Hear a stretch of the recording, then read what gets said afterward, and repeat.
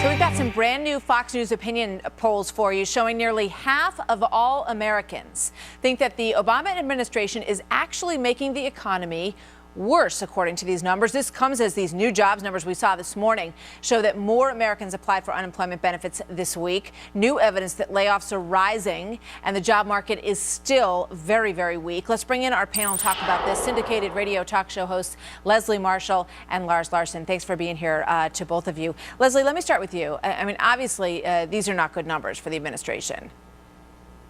Oh, there's no question these aren't good numbers, but this doesn't mean that the economy is worse. It means that unemployment currently has a higher rate.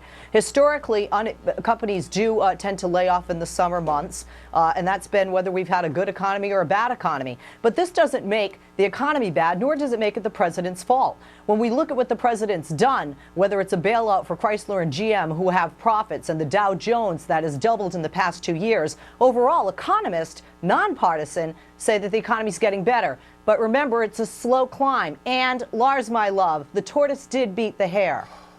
Lars, what say you?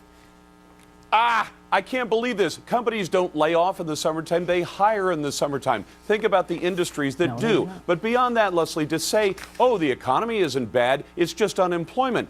Unemployment is a measure of what's going on, the goods and services produced in this country. As for the stock market, if you talk to your economist friends like I have, they would tell you that a lot of those companies, God bless them, are making a lot of money overseas. They're not making it here, which is why Americans aren't being hired. They're being laid off. And yes, the president does have a lot to do with it. He has, since the beginning of his administration, created fear and uncertainty among business owners. They're sitting on a lot of money, which the president loves to criticize, but the reason they're doing it is they don't know what's coming next. Yeah. Is it higher taxes? Is it more regulations?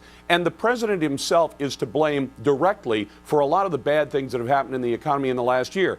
Tens of thousands of people laid off because the president banned oil drilling in the Gulf, for example, and the EPA regulations that his administration is pushing that are killing business throughout this country and sending the jobs overseas. You know, when you look at some of these numbers and you look at the fact, Leslie, and I think that the summer employment issue is kind of a tough one to sell, because you've got Cisco and Borders Books and large companies, not to mention NASA, which at the end of this program is going to lay off 8,000 people in Florida. It's a tough argument that the economy is improving. And I think if you say that to, people across the country who are losing their jobs, they're going to find that pretty tough to swallow. And when election time comes around, these numbers are going to be, people are going to vote their pocket.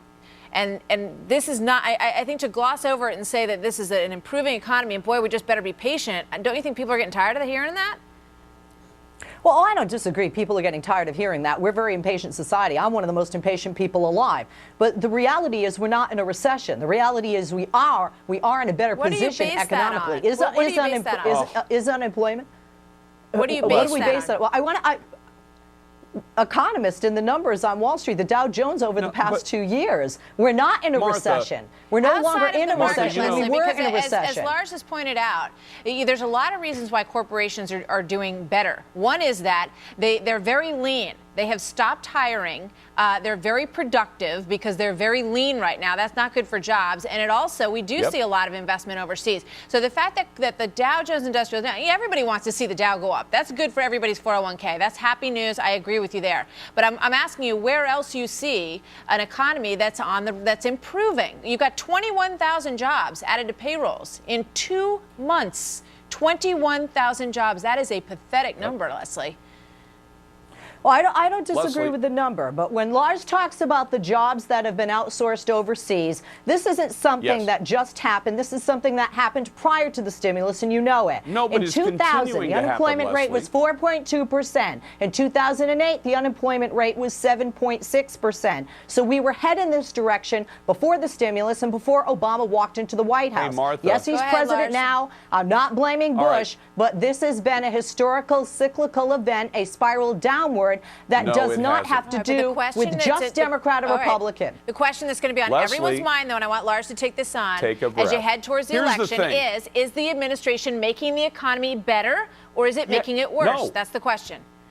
They're making it worse, and I can give you the concrete examples. The regulations that are crushing American business, the uncertainty about health care. Obamacare is going to kill a lot of companies. They're going to be forced to either pay a fine to the government or cover their employees at much higher cost. And the president somehow sold us a bill of goods that we could cover 40 million additional people for health care at no net cost to the economy. It didn't happen, and it isn't happening. And Leslie, I can't imagine that you can tell me that raising taxes is going to be good for companies that are looking at their balance sheet saying, can we afford to add people or subtract people if our costs are going to go up? All right. We got to leave it there. Leslie Marshall, Lars Larson, thank you very much. This is the central question that we're going to face over the next 15, 18 months about the administration and whether or not they're improving it or making it worse. So we thank you for being here and weighing in on that, Lars and Leslie. Good to see you guys. Many thanks.